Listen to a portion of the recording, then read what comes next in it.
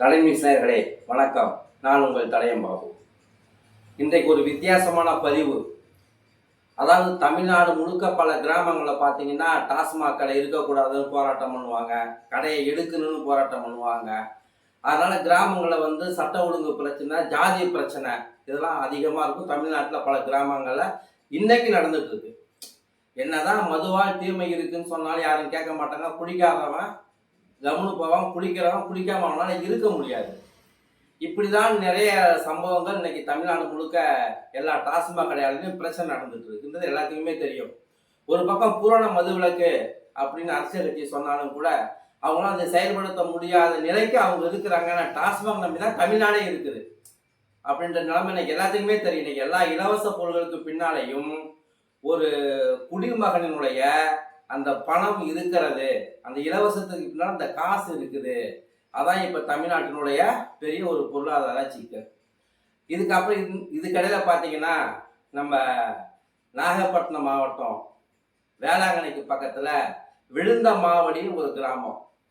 அந்த கிராமத்தில் வித்தியாசமாக ஒரு போர்டு வச்சுருக்கிறாங்க. அங்கே இருக்கிற மகளிர்கள்லாம் சேர்ந்து வித்தியாசமாக ஒரு போர்டு.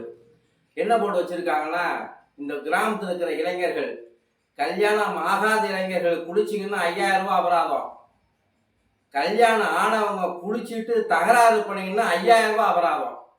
அதை ப்ரூவ் பண்ணாங்கன்னா 5000 ரூபாய் அபராதம் வாங்காத விட மாட்டாங்க அந்த ஊர் மக்கள் அப்படின்னு ஒரு பெரிய போர்டை ஊருக்கு முன்னாடி வச்சு ஊரில் எல்லா தெருவுலையும் தண்டாரா போட்டு மைக்கு மூலமாக விளம்பரம் பண்ணியிருக்கிறாங்க. கல்யாணம் ஆகாத இளைஞர்கள் குடித்தா 5000 ரூபாய் ஃபைன், கல்யாணம் ஆனவங்க குளிச்சு தகராறு பண்ணால் 5000 ரூபாய் ஃபைன் அப்படின்னு ஒரு போட்டு இன்னைக்கு ஊர் கட்டுப்பாடை யார் கொண்டாந்துருக்காங்கன்னா அந்த ஊர் பெரிய மக்கள், பொதுமக்கள் இவங்களாம் அன்றைக்கி அந்த ஊர் கட்டுப்பாட்டை கொண்டாந்துருக்கிறாங்க. அந்த போர்டில் ஒன்று சொல்லியிருக்கிறாங்க. அதான் அந்த செய்தியை அரசு சொன்னால் யாரும் கேட்க மாட்டாங்க இல்லைங்களா, மக்கள் சொன்னால் தான் கேட்பாங்க.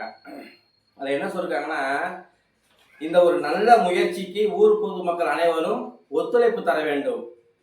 இன்றைய சரியான முடிவு நாளைய சிறந்த எதிர்காலத்தை உருவாக்கும். மதுவை தவிர்ப்போம், நம் எதிர்கால வாழ்க்கையும் நம் சமூகத்தையும் பாதுகாப்போம். அந்த வாசகத்தை பார்த்தீங்களா? நம் சமுதாயத்தினுடைய எதிர்கால வாழ்க்கையும் நம் சமுதாயத்தையும் பாதுகாப்போம் அப்படின்னு சொல்லி ஒரு பெரிய போர்டு வச்சிருக்கிறாங்க. இதெல்லாம் இன்னைக்கு சமூக வலைதளங்களில் செய்திகளாக இன்னைக்கு வந்துட்டு இருக்கு. இது ஒரு வித்தியாசமான செய்தி, ஒரு வித்தியாசமான பதிவு.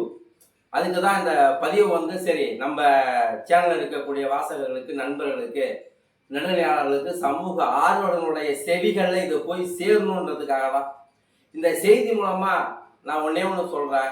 இதே போல பல கிராமங்களில் இருக்கக்கூடிய பெண்கள், ஊர் முக்கியஸ்தர்கள், பிரமுகர்கள், சமூக ஆர்வலர்கள்லாம் ஒரு ஊர் கட்டுப்பாடை போடுங்க. எதுக்கோ ஊர் கட்டுப்பாடு போறாங்க இல்லைங்களா, அங்கே போய் தண்ணி குடிக்கக்கூடாது, இங்கே அங்கே போகக்கூடாது, அந்த டீ குடிக்கூடாது, இந்த டீ கிளாஸ் குடிக்கக்கூடாது, ஊர் கட்டுப்பாடு போடுறாங்க இல்லைங்களா.